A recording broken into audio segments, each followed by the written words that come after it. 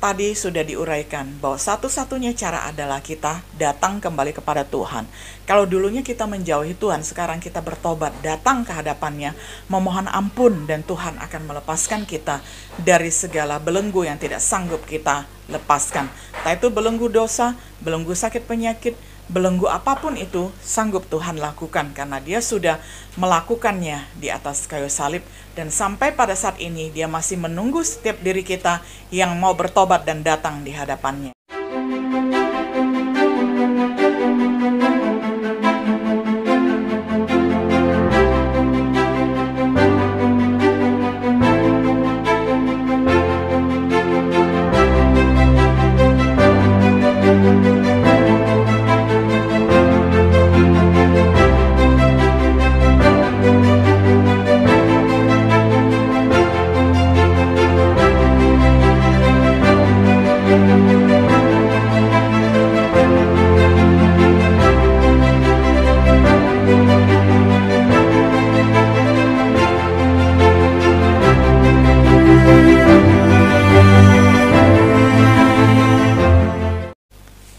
Shalom sahabat setia yang dikasihi oleh Tuhan.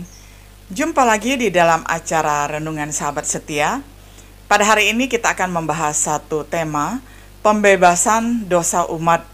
Bacaan firman Tuhan hari ini dari Mazmur 130 ayat 1 hingga ayat yang ke-8. Saya bacakan untuk kita semuanya. Nyanyian ziarah dari jurang yang dalam, aku berseru kepadamu ya Tuhan. Tuhan, dengarkanlah suaraku. Biarlah telingamu menaruh perhatian kepada suara permohonanku. Jika Engkau ya Tuhan mengingat-ingat kesalahan-kesalahan, Tuhan, siapakah yang dapat tahan? Tetapi kepadamu ada pengampunan, supaya Engkau ditakuti orang. Aku menanti-nantikan Tuhan, jiwaku menanti-nanti, dan aku mengharapkan firman-Nya. Jiwaku mengharapkan Tuhan lebih daripada pengawal mengharapkan pagi, lebih daripada pengawal mengharapkan pagi. Berharaplah kepada Tuhan, hai Israel, sebab pada Tuhan ada kasih setia, dan Ia banyak kali mengadakan pembebasan. Dialah yang akan membebaskan Israel dari segala kesalahannya. Mazmur 130 ayat 1 sampai ke-8. Mazmur 130 ini merupakan bagian dari Mazmur yang berjudul Nyanyian Ziarah. Karena kalau kita perhatikan Mazmur dari nomor 120 sampai nomor 134, itu semuanya adalah nyanyian ziarah. Dalam konteks kehidupan orang Israel, Mazmur-mazmur ini digunakan oleh jemaah yang bergerak maju menuju Sion selama 3 perayaan besar tahunan Yahudi. Mazmur 130 ini merupakan mazmur nyanyian ziarah yang berkaitan dengan hari raya perdamaian. Saudara bisa membaca di dalam Imamat 6 yang menyatakan kepercayaan orang yang saleh, takut akan Tuhan, yang penuh penantian terhadap intervensi ataupun campur tangan Allah yang membebaskan manusia dari dosa dan akibatnya. Manusia tidak dapat membebaskan dirinya sendiri, seperti seekor binatang yang terjerumus ke dalam lumpur rawa, tidak dapat melepaskan dirinya sendiri. Bahkan makin ia berusaha, makin ia tenggelam. Saudara, kita mau melihat dari Mazmur 130 ini, ada beberapa hal yang berkaitan dengan pembebasan dosa umat yang dilakukan oleh Allah kepada umatnya. Yang pertama, keberadaan manusia di luar karya pembebasan. Kita mau melihat keberadaan manusia di luar karya pembebasan. Keberadaan manusia sebelum jatuh dalam dosa, pada hakikatnya segambar dan serupa dengan Allah Sang Pencipta. Nah, di dalam kondisi ini, manusia berada dalam kebebasan yang mutlak di hadapan Allah. Manusia diberikan free will sebatas hidupnya, makhluknya sebagai manusia. Nah, dalam peristiwa jatuhnya manusia di dalam dosa, mengubah eksistensi manusia secara total, yakni pertama, manusia menjadi berdosa di ayat yang ketiga. Pemazmur berseru kepada Tuhan, "Jika Engkau ya Tuhan mengingat-ingat kesalahan-kesalahan."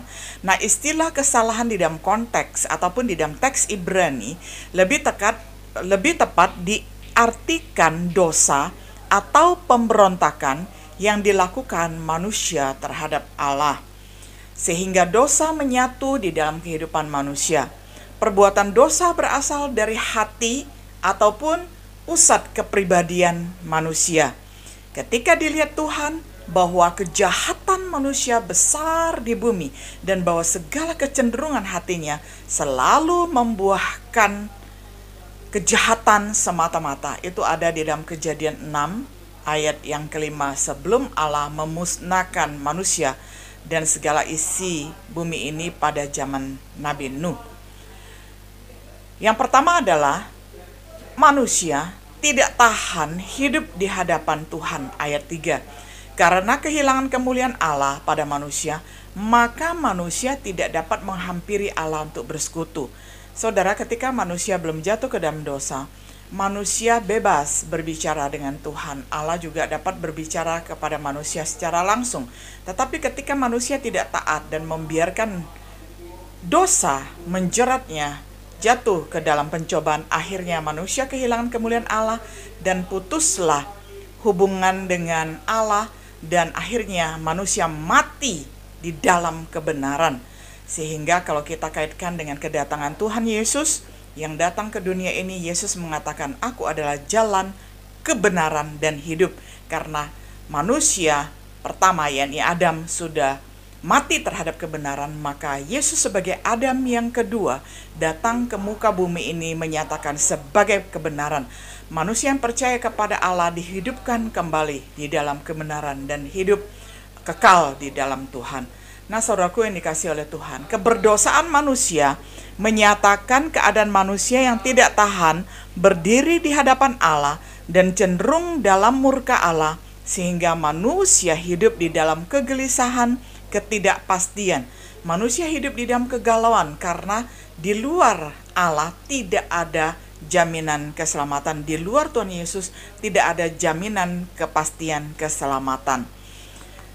Lalu yang kedua, manusia dikatakan di ayat yang pertama berada di dalam jurang. Istilah jurang di dalam ayat ini mengindikasikan tentang kesulitan, ketidakberdayaan manusia, dan penderitaan yang merupakan akibat dosa.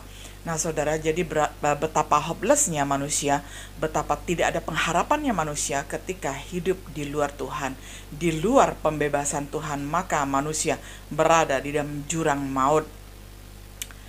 Lalu yang kedua, kasih setia Tuhan yang mengampuni sebagai dasar karya pembebasan. Ayat yang keempat sampai ayat yang ketujuh dilukiskan tentang hubungan manusia dengan Allah semata-mata berdasarkan pada kasih setianya.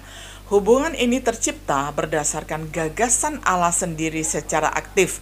Saudaraku yang dikasihi oleh Tuhan, ketika manusia jatuh ke dalam dosa, manusia tidak mempunyai daya apapun juga untuk dapat membebaskan dirinya sendiri, tidak dapat menyediakan tiket, tidak dapat membeli tiket keselamatan. Tidak ada namanya yang seperti itu. Keselamatan itu hanya bisa disediakan oleh Allah, dan Allah sediakan bagi orang yang mau menerimanya. Nah, jadi Allah yang memiliki inisiatif secara aktif untuk menjangkau manusia yang berdosa, dan selain inisiatif, Dia sendiri juga melaksanakan jalan perdamaian itu melalui Yesus Kristus. Nah, di dalam perjalanan sejarah umat Tuhan, berkali-kali Allah menyatakan kasih setianya kepada umatnya yang tidak setia. Setiap kali umat Tuhan berbuat dosa dan menjauhi Allah, Allah tetap mencari manusia dan mengampuni umatnya yang berdosa kepadanya. Jadi kalau kita mau melihat perjanjian lama penuh dengan pelanggaran umat Israel yang senantiasa menjauhi Allah, memiliki berhala, berzina dengan berhala, meninggalkan Allah yang hidup. Tetapi kita melihat berkali-kali Allah juga yang berinisiatif untuk mencari umatnya yang terhilang itu untuk kembali kepadanya. Nah, pengampunan yang Allah berikan ini berdasarkan kasih setianya, dan pengampunan ini mendatangkan pembebasan manusia atas dosa. Secara sempurna karya pembebasan ini dinyatakan di dalam dan melalui Tuhan Yesus Kristus. Matius 1 ayat 21, Titus 2 ayat 14. Saudara, puncak dari karya keselamatan itu kita bisa melihat melalui pengorbanan Yesus di kayu salib yang kita dapat dengan terang benderang membaca di dalam firman Tuhan perjanjian baru. Kalau di dalam perjanjian lama merupakan tipologi ataupun merupakan bayang-bayang karya Yesus yang akan terjadi di perjanjian baru, maka kita melihat di perjanjian lama adalah tipologi, maka di perjanjian baru itu adalah penggenapan. Itu adalah pelaksanaan pengejawantahan kasih Allah yang begitu besar kepada umat manusia yang hidup di muka bumi ini melalui karya Yesus Kristus mati di kayu salib menebus dosa-dosa manusia. Berbahagialah manusia yang ditebus oleh Tuhan dan menerima keselamatan yang kekal dari Tuhan Yesus. Yang ketiga, respon terhadap Yesus dan karyanya yang membebaskan. Karya pembebasan yang dikerjakan oleh Allah pada manusia semata-mata karena kasih Allah yang mengampuni. Namun bukan berarti manusia bersikap pasif, melainkan Allah menghendaki manusia bersikap aktif, yaitu menerima dan meresponi pribadi dan karyanya dalam membebaskan manusia.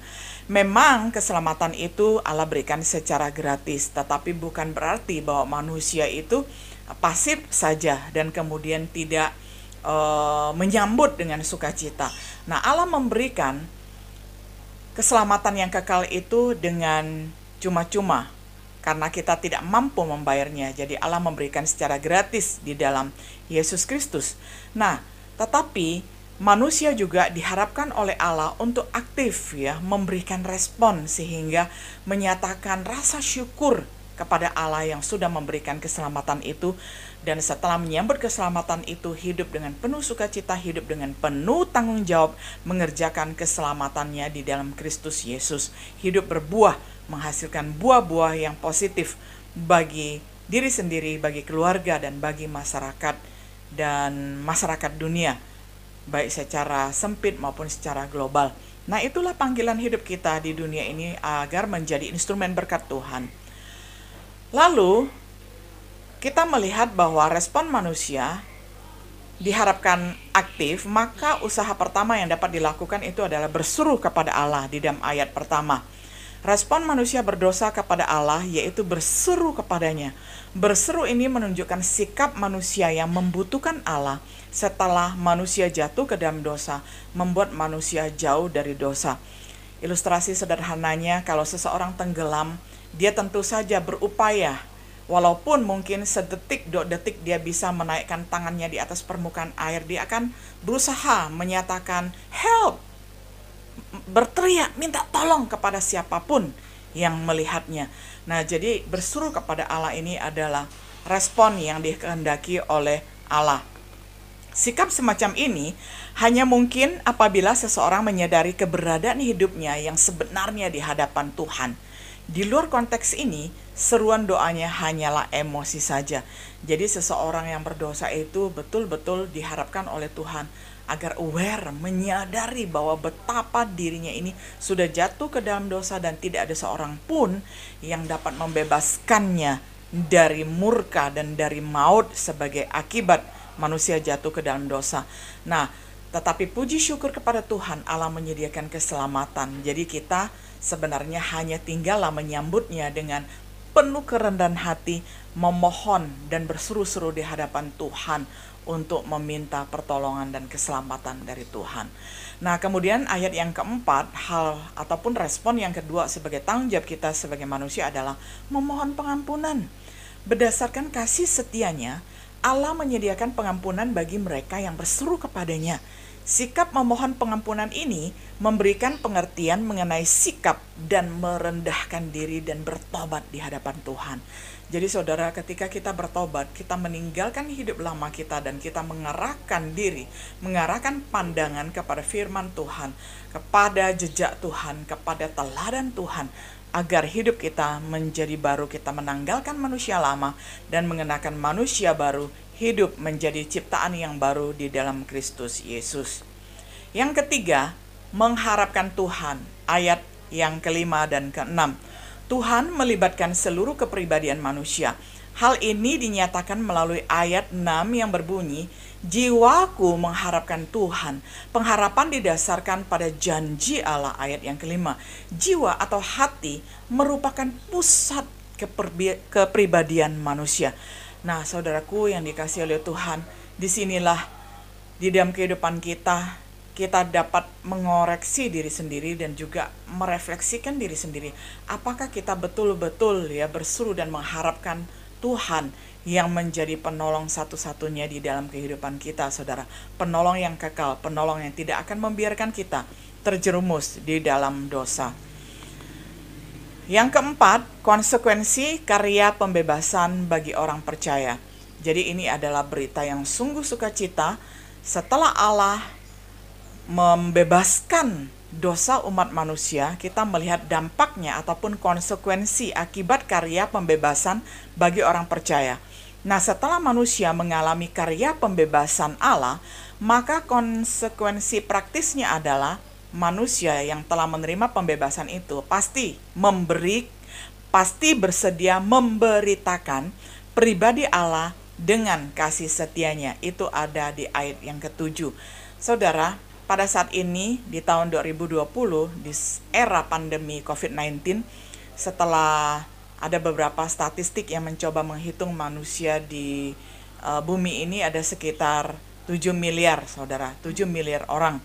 Dan hanya beberapa miliar saja manusia yang sudah mengenal Yesus Kristus ya. Dan selebihnya belum mengenal Yesus Kristus. Nah, kita melihat tugas kita yang sudah mengenal Yesus Kristus adalah memberitakan pribadi Allah dengan segala kasih setianya, bahwa Allah mengasihi, bahwa Allah telah mengosongkan dirinya di dalam diri Yesus Kristus menjadi manusia dan mati bagi manusia, membebaskan manusia dari kutuk dosa. Allah yang begitu besar kasihnya sudah datang ke dunia ini 2000 tahun yang lalu dan berkarya di atas kayu salib membebaskan dosa manusia. Nah, jadi aplikasi praktisnya bagi kita yang sudah mengalami pembebasan itu, kita mestinya adalah pribadi yang bersedia memberitakan kasih setia Allah kepada umat di dunia ini yang masih banyak yang belum percaya kepada Tuhan. Yang sudah mengenal nama Tuhan Yesus itu ada sekitar 2 miliar lebih. Sedangkan lebihnya sekitar 4 miliar lebih belum mengenal kasih setia Tuhan. Itu adalah tugas kita yang sudah mengenal untuk memberitakan kasih Tuhan. Lalu, dampak ataupun konsekuensi setelah Allah melakukan pembebasan dosa umat manusia adalah kita yang sudah menerima kasih setia Tuhan, pembebasan dari Tuhan, kita memberitakan karya Tuhan sebagai pembebas. Saudara, kalau kita pada saat ini melihat Yudaisme ataupun orang Israel yang masih hidup di dalam kepercayaan Yahudinya, yakni Yudaisme, mereka masih setia pergi ke tembok ratapan dan membenturkan kepalanya ke tembok ratapan dan dengan meratap, menangis, berdoa, dan salah satu doanya adalah memohon agar juru selamat, agar Mesias cepat datang. Nah, saudara, padahal Mesias itu adalah lahir dari darah daging mereka sendiri. Tetapi karena mereka tegar tengkuk, tidak mendengarkan firman Tuhan dan tidak menerima Yesus sebagai juru selamat, maka pada hari ini mereka menyangka bahwa juru selamat itu belum datang. Karena Yesus yang sudah datang sebagai juru selamat itu tidak sesuai dengan konsep Yahudi, tidak sesuai dengan konsep Israel. Yakni Israel mempunyai konsep keselamatan bahwa juru selamat yang diharapkan itu adalah juru selamat yang perkasa, yang datang mungkin sebagai panglima perang, yang datang dengan sangat luar biasa kuatnya dan membebaskan mereka dari gangguan-gangguan di sekitarnya yang ingin merampas tanah mereka dan sebagainya. Saudara, itu adalah konsep yang tidak sama dengan konsep di Alkitab. Nah, konsep di Alkitab, seorang juru selamat itu tugas utamanya adalah membebaskan manusia dari rantai dosa. Karena tidak ada seorang pun yang sanggup kecuali hanya juru selamat di dalam diri Yesus Kristus yang sanggup melepaskan rantai dosa, yang memutuskan rantai dosa itu. Nah, itulah perbedaan antara konsep Alkitab, konsep kekristenan dengan konsep Yudaisme. Nah, jadi kita yang sudah menerima karya pembebasan, kita yang sudah dibebaskan dari belenggu dosa, itu adalah tugas kita memberitakan karya Tuhan Yesus sebagai pembebas dosa. Tuhan Yesus sudah datang ke dunia ini 2000 tahun yang lalu. Dia sebagai juru selamat. Dan pada saat ini masih ada begitu banyak orang di luar Israel yang tidak mengerti apa-apa tentang juru selamat. Mereka masih berpikir bahwa dengan usaha mereka dapat mencapai surga, dapat mencapai kehidupan kekal. Padahal kehidupan kekal hanya tersedia di dalam Yesus Kristus. Nah, itulah saudara, tugas kita adalah memberitakan karya Tuhan sebagai pembebas dosa. Dan kemudian yang berikutnya, ada 3 pertanyaan aplikatif reflektif. Yang pertama, sudahkah saudara menyadari bahwa semua kita adalah orang berdosa dan membutuhkan pengampunan dari Tuhan?